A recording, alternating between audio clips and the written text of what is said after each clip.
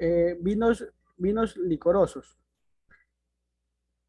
Los vinos licorosos, licor, son aquellos que se obtienen al partir de un vino que añaden alcohol, aguardiente o destilados provenientes de la misma uva. Los vinos de licor se caracterizan por tener una base de vino o mosto, al cual se le añade alcohol de origen vinícola o aguardiente para que llegue a un determinado nivel de alcohol que haga el vino estable frente a bacterias y levaduras. El grado de alcohol es adquirido no será inferior al 15% ni superior al 22%. El grado alcohólico volumétrico natural de las uvas de partida no será inferior al 12%. Esto significa que el mosto debe tener una concentración de azúcares que si fermentará tendría un alcohol del vino producido de 12 grados. Son vinos muy potentes, redondos y con un carácter muy marcado, aunque según su base y el alcohol se caracteriza por ser más dulce o seco. Los vinos espumosos, o también conocidos como vinos espumantes o de aguja, son vinos que cuentan con gas disuelto. El gas se consigue a través de una segunda fermentación tras la elaboración del vino base. Aunque el vino espumoso más popular es en este, en realidad se refiere a una denominación de origen, es decir, que se debe usar solo uno en los vinos espumosos que se producen en la región de Champagne al norte de Francia. Generalmente son vinos rosados o blancos, aunque también hay versiones espumosas de vino tinto. Lambrusco es un vino italiano que se produce en Emilia Romagna. Es una bebida que se considera un buen aperitivo en los días de verano para superar el calor. El vino Braccetto es originario de la región de Piamonte, ubicada al norte de Italia y famosa por su buena calidad de vinos tintos. Este vino es elaborado con una uva Braccetto, es embotellado ligeramente espumoso y cuenta con un sabor dulce, aunque balanceada, al igual que su acidez y efervescencia. Vin du Bouquet Cerdon. Al contrario del Lambrusco y del Branchetto, este vino no tiende a ser rojo, oscuro, y tiende a ser más rosa. Es también versátil y se puede marinar con muchos alimentos. Es un vino tinto espumoso italiano de Jura en Francia. El licor es una bebida alcohólica obtenida por la maceración en aguardientes de hierbas o frutos que a veces son endulzados con sacarosa, azúcar de uva, mosto o miel, con una riqueza de azúcares superior a 100 gramos por litro. Los licores pueden tomarse solos durante o después del postre, o pueden ser usados en cócteles o en la cocina. La crianza de vinos se define con un proceso de envejecimiento y maduración de un vino para conseguir los mejores aromas, matices, ya sean en barricas o en depósitos o en la propia botella. Tipos de vinos de crianza de vino. Existen la crianza oxidativa, la cual se caracteriza por las condiciones de oxidación a las que se enfrenta generalmente este tipo de crianza. Se realiza en barricas o depósitos de madera. El resultado son vinos astringentes e intensos, con una notable estructura tánica.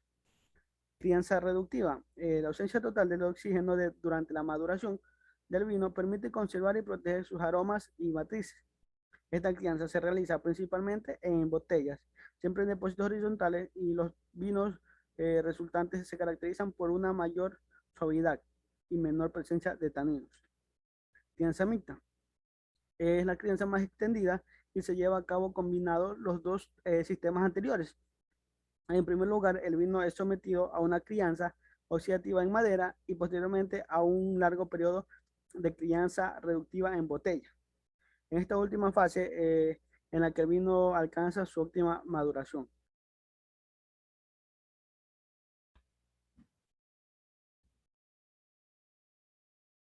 Características químicas y organolépticas de los vinos.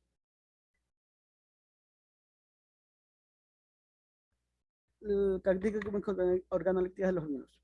Este concepto es bastante amplio, ya que abarca todas las fases de una cata y nos permite describir las sensaciones que nos produce beber, catar o degustar un vino. Es decir, nos referimos al color, olor y textura, además que al sabor del vino.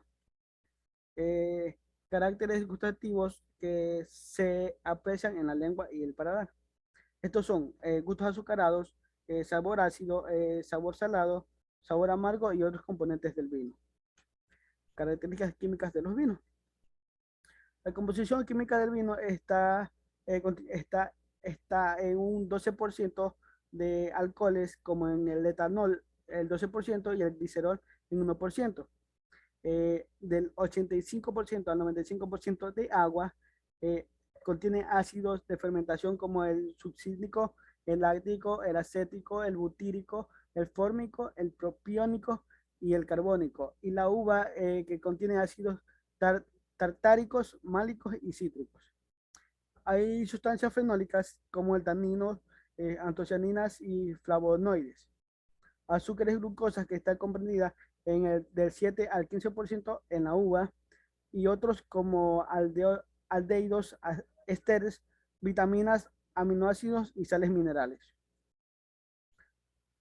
Composición del vino. Agua. Como ya lo mencioné, es el componente mayoritario del vino, casi el 85% en volúmenes. El alcohol etílico etanol, que representa un 10 al 14% de la composición del vino, y se origina por la fermentación de los azúcares de uva, glucosa o fructosa. La glicerina y glicerol es el tercer componente de los vinos. Tiene sabor ligeramente dulce y transmite al vino cuerpo, consistencia y suavidad. Las concentraciones normales oscilan entre 5 y 15 gramos por litro. Otros alcoholes se encuentran con concentración inferiores a 1 gramo por litro y dan lugar a la información de esteres que participan en el aroma de los vinos. Ácidos procedentes de la uva, ácido tartárico, ácido málico, ácido cítrico, ácidos originarios en la fermentación, como el ácido láctico, el ácido succínico, el ácido acetínico. Colores del vino.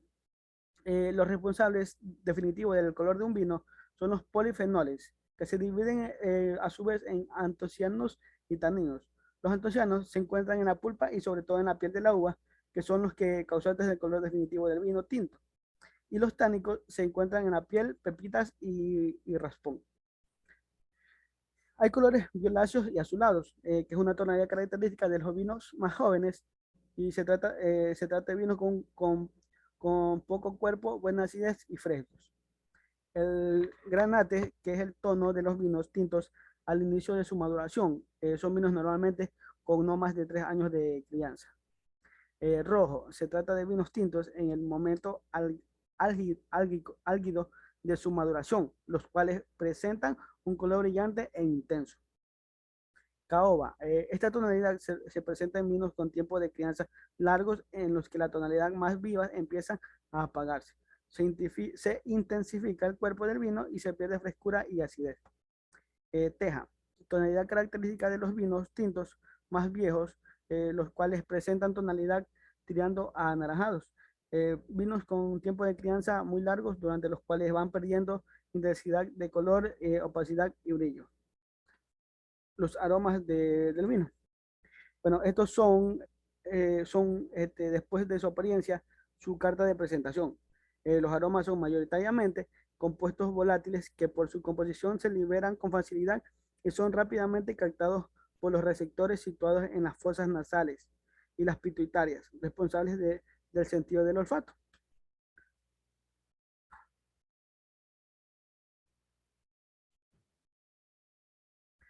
Catar un vino, bueno, voy a hablarles un poco sobre lo que es cata de un vino. Catar un vino es someterlo a nuestros sentidos, en particular, como ya lo había mencionado, al gusto, al gusto y al olfato, para determinar su calidad, aunque no hay que olvidar que la vista, el tacto e incluso el oído también intervienen en la cata. ¿Cómo catar un vino paso a paso? Observar el color del vino. Primero, se elige una buena copa. Segundo, se sujeta siempre por el pie para evitar que el vino se caliente. En la fase visual se observa si la superficie del vino es brillante o mate, si tiene transparencia y limpieza. Fase olfativa 1. Primero se huele el vino en calma para extraer los aromas más útiles. Luego se balancea la copa para desprender los componentes aromáticos. Fase olfativa 2. Hay tres niveles de aromas a descubrir. Primarios, los que aportan la variedad de la uva. Secundarios, procedentes de la fermentación. Y los terciarios, o bouquet, que son los aromas de crianza. Por finalizar, en la boca. Se toma un pequeño sorbo y se hace pasar por toda la lengua.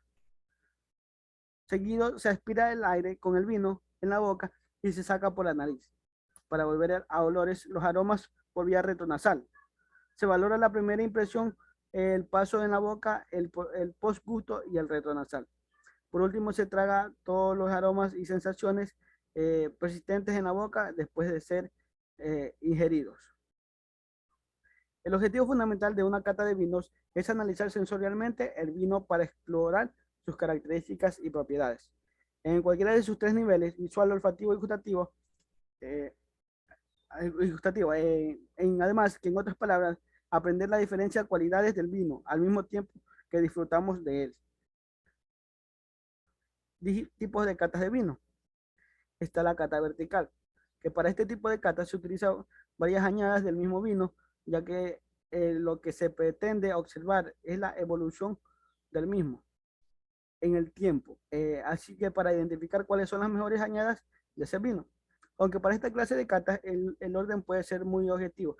Se recomienda comenzar por la añada más antigua y terminar con la más reciente. Cata horizontal. En la cata horizontal se degustan vinos muy diferentes, pero con una característica común. ¿Cómo pueden ser la misma zona, la misma añada o la misma variedad de uva? Esta manera, los participantes pueden comparar los distintos métodos de vinificación entre bodegas, temperaturas y distintos suelos. Cata de vinos a ciegas. Para este tipo de catas, quien lo realiza conoce de antemano los vinos, el tipo de uva o añada, pero las botellas se encuentran tapadas y tienen asignadas un número para identificarlas. Posteriormente, una vez que se finalice. Una vez visto los tipos de catas, también existen otro tipo de denominación de catas dependiendo de quién lo realice.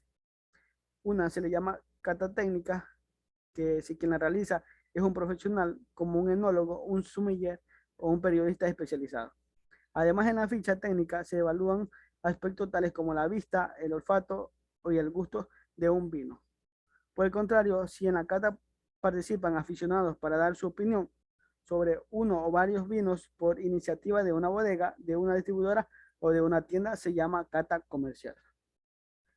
Mecanismos neurofisiológicos. De manera general, para la evaluación del vino y de bebidas espirituales deben apreciarse tres grupos de atributos sensoriales: la vista, el olor y el sabor.